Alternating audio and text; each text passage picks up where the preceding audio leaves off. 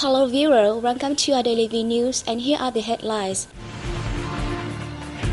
Prime Minister Nguyễn Tấn Dũng has approved an overall plan to restructure the economy between now and 2020. Deputy Prime Minister Hoàng Trung Hải works with ministry officials on ways to help the real estate market grow. World Bank funds a project to enable 1.7 million rural people to access safe water and sanitation services in the next 5 years.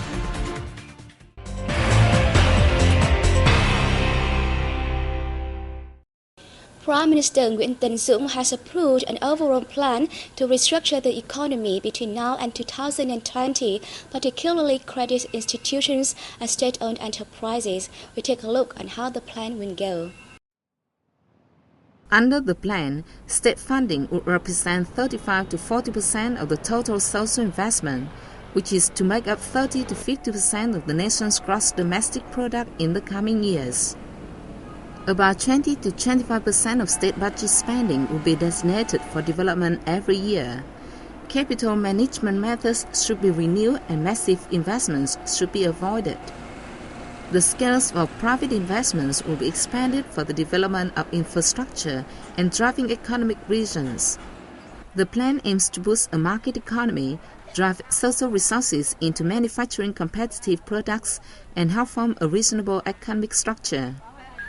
By 2015, the country will focus on cleaning up credit institutions, with bad debt treatment being a top priority. These institutions have to concentrate on their core business, assure payment capacity and enhance transparency in operations.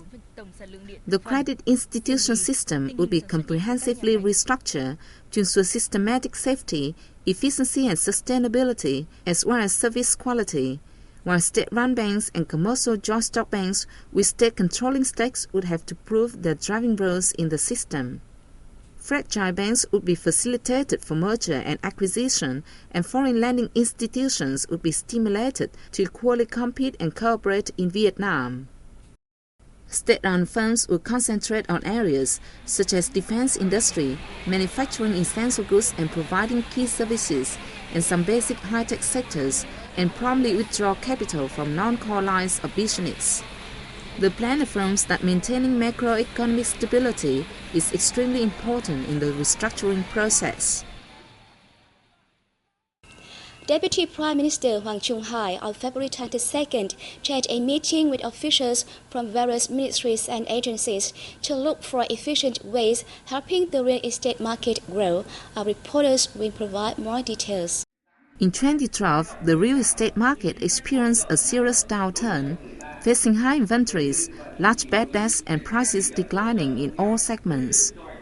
Solving the problem now needs close coordination between the government, ministries, agencies, banks, localities and businesses, noted the participants. They propose adjusting lending interest rate policies applied to housing project developers and buyers as well in the short run. We calculated that lending interest rate covers over 50% of a project value. It drives the price of real estate too high. We need more positive assistance from banks for the projects that benefit a large proportion of population. Minister of Construction Trịnh Đình Dũng emphasized the long-term solution of drastically implementing the National Housing Project Strategy and promoting the development of social housings. In his opinion, Deputy Prime Minister Hải said, priorities should be given to perfect institutions relating to the development of housing and real estate market. Localities need to screen social housing programs, and the Central Steering Committee for Housing Policy and Real Estate Market will establish interdisciplinary inspection missions to work with localities to address rising housing problems. Hai, who is also head of the Central Steering Committee for Housing Policy and Real Estate Market, also mentioned efforts to deal with difficulties in capital and capital financing progress and lending interest rates for housing programs. He especially pointed to the necessity to keep a close eye on the use of 20% of land reserved for building social houses for low-income people. The real estate market needs to be restructured, I affirmed.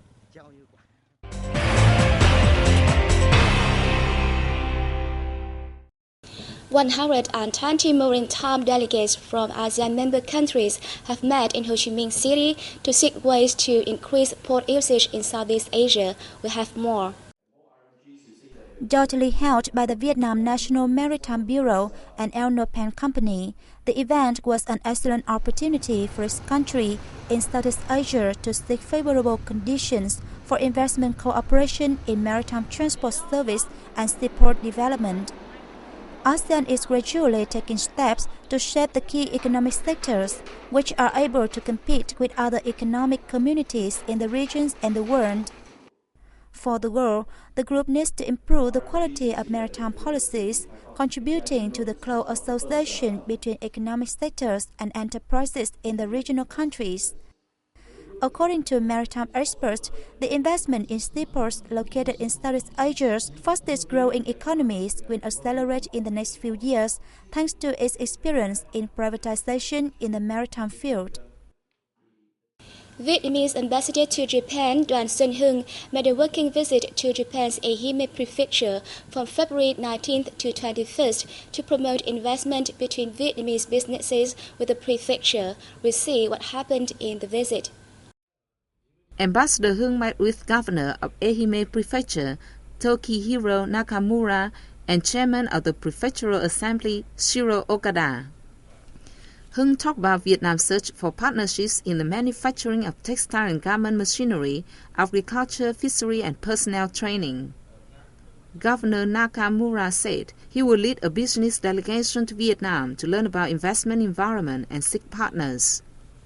During the visit, Ehime Prefecture and the Vietnamese Embassy jointly held a seminar to introduce the Japanese business environment and foster Japan's investment in Vietnam. Ambassador Hưng introduced Vietnam's preferential policies and advantages to 200 representatives of Japanese businesses. Japanese representatives shared their experience in seeking location, partners, worker recruitment, and training. They pointed out some difficulties in employing Vietnamese trainees, including high recruitment costs and language barrier.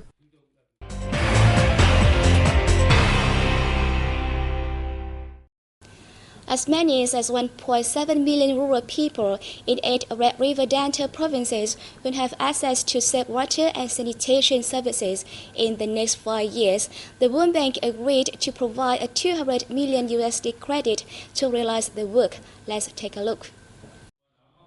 The $200 million was signed by the World Bank and the State Bank of Vietnam in Hanoi on February the 22nd. Benefiting localities include Hanoi, Phú Thọ, Vĩnh Phúc, Bắc Ninh, Hưng Yên, Quảng Ninh, Hà Nam, and Thanh Hóa. The credits will be channeled by the International Development Association of the World Bank. The Australian Agency for International Development pledged a technical assistance worth $8 million for the program.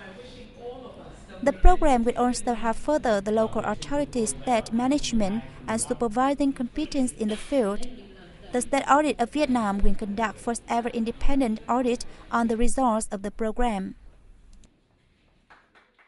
The 11th Vietnam Poetry Day began in the night of February 22nd at Văn Miếu Quốc Tử Giám, known as Temple of Literature in Hanoi. First organized in 2003, the Vietnam Poetry Day has become a big festival for poets and poem lovers across the country. This year's Poetry Festival targets young people. It began with the presentations of poems by students and poets from clubs throughout the country. The best will be selected for presentation on Poetry Day on February the 24th. This year, the program highlights the theme Youth and the Fatherland. This is a topical question for young poets. Many students from universities and colleges in Hanoi attended the event to express their love to the motherland. I always long for the Vietnam Poetry Day, though this is the first time I have attended it. The festival expects to greet American war veteran and poet Bruce Wayne, who was a strong opponent of the American war in Vietnam. And that comes to the end of our program today. Thank you for watching and see you next time.